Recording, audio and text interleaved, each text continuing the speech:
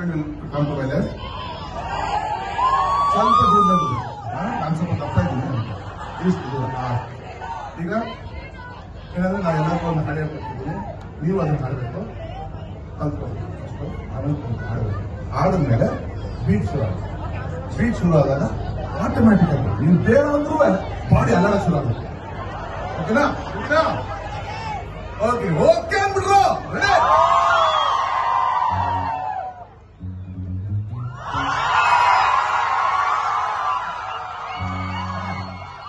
ಗೊತ್ತಿದ್ದಲ್ಲ ಹತ್ತದ ಬೆಟ್ಟ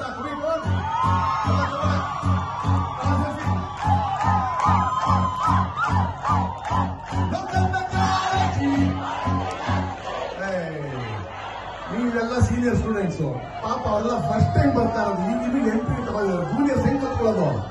ನಿಮ್ಮ ಅಜ್ಜ ಅಜ್ಜಿಯವರೆಲ್ಲ ಹಾಡು ಕಲಿಬೇಕಲ್ವೋ? ಫಸ್ಟ್ ಎಲ್ಲ ಹೇಳ್ಕೊಟ್ಟಿದ್ರೆ ಹಾಡ್ಬೇಕು. ರೆಡಿನಾ? ಓಕೆ, ನಾನು ಒಂದು ಸ್ವಲ್ಪ ಸ್ಲೋ ಆಗಿ ಹೇಳ್ಕೊಡ್ತೀನಿ, ಕಲ್ತ್ಕೊಳ್ಳಿ. ಲೋಕದ ಕಾಳಜಿ ಎಲ್ಲರೂ ಆಡ್ಬೇಕು. ಅಜ್ಜಿ ಅಜ್ಜ ಎಲ್ಲರೂ ಲೋಕದ ಕಾಳಜಿ ಎಲ್ಲ ಬಿಟ್ಬಿಟ್ಟು ಆಡ್ಬೇಕು. ಓಕೆನಾ? ಲೋಕದ ಕಾಳಜಿ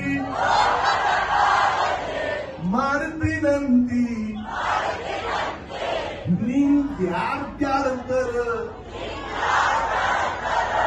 ಮಾಡಪ್ಪ ಚಿಂತಿ. ಯೋಚನೆ ಮಾಡ್ತೀನಿ ಅಳ್ತಿರ್ತಾರೆ. ಯಾವಾಗಲೂ ಯೋಚನೆ ಮಾಡಬೇಡ ಅಂತ ಹೇಳ್ತೀನಿ. ಮಾಡೇ ಮಾಡ್ತೀನಿ. ಏನ್ ಮಾಡಕ್ಕಾಗ? ಆ ಮಾಡ್ಕೊಂಡು ಹಾಳಾಗಬೇಕು.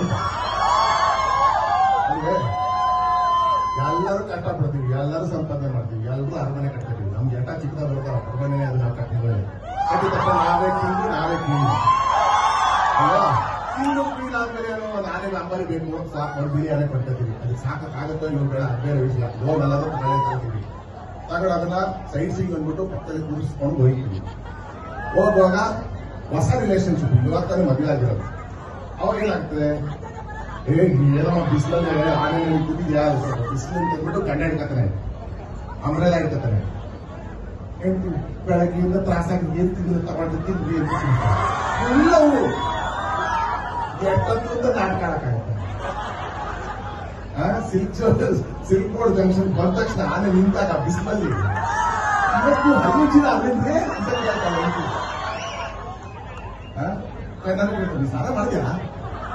ಇಲ್ಲಿ ಆರ್ಗ್ಯುಮೆಂಟ್ ಶುರು ಆಗುತ್ತೆ. ಫಸ್ಟ್ ಆರ್ಗ್ಯುಮೆಂಟ್ ಹೋಗ್ಬಿಟ್ಟು ಜಗಳ ಆಗುತ್ತೆ. ಜಗಳ ಆಗಿ ಹೊಡೆದು ಕರೆಕ್ಟ್ ಸೈಲೆನ್ಸ್, ಫುಲ್ ಸೈಲೆನ್ಸ್. ಯಾಕೆಂದ್ರೆ ಮಧ್ಯದ ಗೋಡೆ, ಏನ್ ಗೋಡೆ? ಅಹಂ, ಈಗೋ ಅನ್ನೋ ಗೋಡೆ. ಒಬ್ಬರು ಮಾತಾಡ್ಸಲ್ಲ,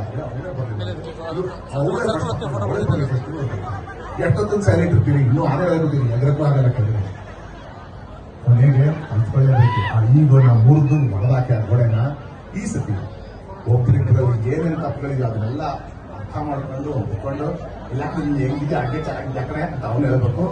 ನೀನು ಏನು ಕಮ್ಮಿ ಆಗಿದೆ ಅಂತ ಈ ಪಾಠ ಕಲ್ತ್ಕೊಳ್ಳುತ್ತೆ. ಪ್ರೀತಿಯ ಪಾಠ ಕಲ್ತ್ಕೊಳ್ಳೋದಕ್ಕೆ ಆ ಆನೆ ಫೈನಲ್ಲಿ ನಿಮ್ಮ ಪ್ಯಾಲೇಸಿಗೆ ವಾಪಸ್ ಬಂದಿರ್ತದೆ. ಆ ಪ್ಯಾಲೇಸಿಗೆ ಬಂದ ತಕ್ಷಣ ನೀವು ಆನೆಯಿಂದ ಇಳಿದು ಆ ಅಡಿ ಕೆಳಗಡೆ ಹೋಗ್ಬಿಟ್ಟು ಹುತಾತ್ಮರಾಗುತ್ತೀರಿ. ಅಷ್ಟೇ ಜೀವನ.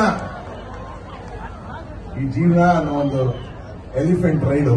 ಆ ರೈಲ್ ಮೇಲೆ ಕೂತ್ಕೊಂಡಾಗ ಜೀವನ ಏನೇನು ಪಾಠಗಳು ಹೇಳ್ಕೊಡ್ತೋ ಎಲ್ಲದನ್ನು ಕಲ್ತ್ಕೊಂಡು ಕೃಷ್ಣ ದುಃಖ ಎಲ್ಲದನ್ನು ತಗೊಳ್ಬೇಕು, ಹಂಚ್ಕೋಬೇಕು, ಮಜಾ ಮಾಡಬೇಕು. ಆದ್ರೆ ಸೈಟ್ ಸೀಗೂ ಮಾಡ್ತಾ ಇರ್ಬೇಕು.